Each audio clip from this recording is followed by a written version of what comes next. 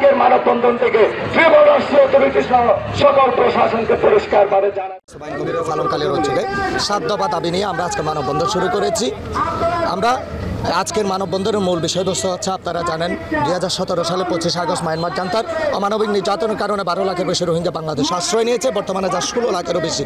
এর মধ্যে আবার 2024 সালে মায়ানমার জান্তা এবং বিদ্রোহী গোষ্ঠীর মধ্যে সহিংসতা আবারও 1 লক্ষেরও বেশি রোহিঙ্গা বাংলাদেশে অবৈধভাবে অনুপ্রবেশ করেছে। এনজিওগুলো তাদের WFPর নিত্য প্রয়োজনীয় খাদ্য কর্মসূচি সহ আবাসন ব্যবস্থা সুযোগ সুবিধা প্রদানের মাধ্যমে তাদেরকে উৎসাহিত করার কারণে প্রতিনিয়ত রোহিঙ্গা অনুপ্রবেশ করেই যাচ্ছে।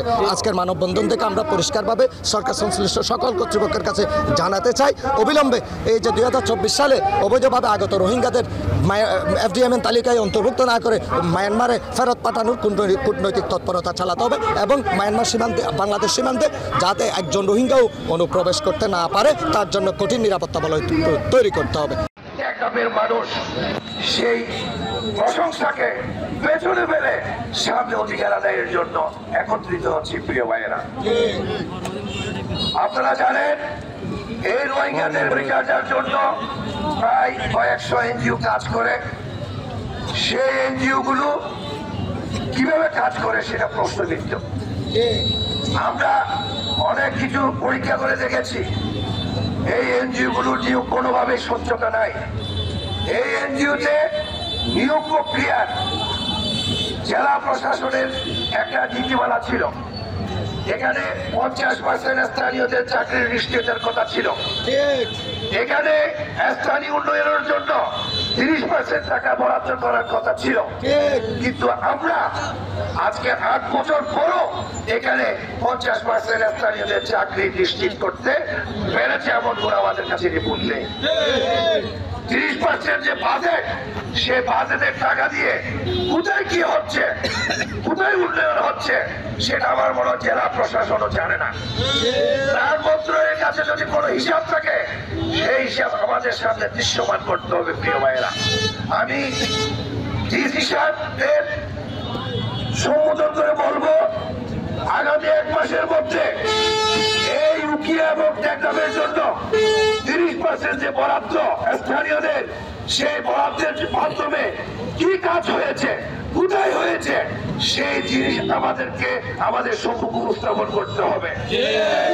উকিয়ার ইউনূস সাহেবকে বলবো, আপনার এই উকিয়ায় কয়জনের স্থানীয়দেরকে চাকরি দিয়েছে সুনির্দিষ্টভাবে তার তালিকা আমাদের সামনে উপস্থাপন করতে হবে। আর যদি না হয়, আজকে আপনারা হয়তো কয়েক হাজার মানুষের সমাবেশ দেখছেন, আগামী সমাবেশটা হয়তো 50,000-এর সমাবেশ হবে ইনশাআল্লাহ। আমরা আর রোহিঙ্গাকে দিতে চাই না। রোহিঙ্গা 11 লাখ থেকে এখন প্রায় 15 লক্ষ রোহিঙ্গা আমাদের এই উকিয়াতে আছে। আমরা আমাদের পাহাড় ধ্বংস করেছে, আমাদের পরিবেশ ধ্বংস হয়েছে, আমাদের শ্রম বাজার ধ্বংস হয়েছে, আমাদের এখানে চুরি ডাকাতি, আমাদের এখানে হাইজ্যাক, আমাদের এখানে বনবন্দির মতো অবস্থা সৃষ্টি হয়েছে।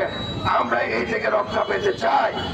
যারা গোয়েন্দা বাহিনীর ভাই, NSI DGA ভাই যারা এখানে আছেন, তাদের দৃষ্টি আকর্ষণ করব, আপনারা এই এলাকার মানুষ, এই 2 উপজেলার মানুষের হৃদয়ের কথা শুনতে হবে। আপনাদের এখানের মানুষ কি বলতে চাই, তাদের কি কথা, সেটা আপনার সরকারকে পৌঁছে দিতে হবে। তাহলে 5 আগস্টের মতো গণবিপ্লব এই উকিয়াতে হবে, তখন এই উকিয়ার মানুষকে আপনারা দায়ী করতে পারবেন না।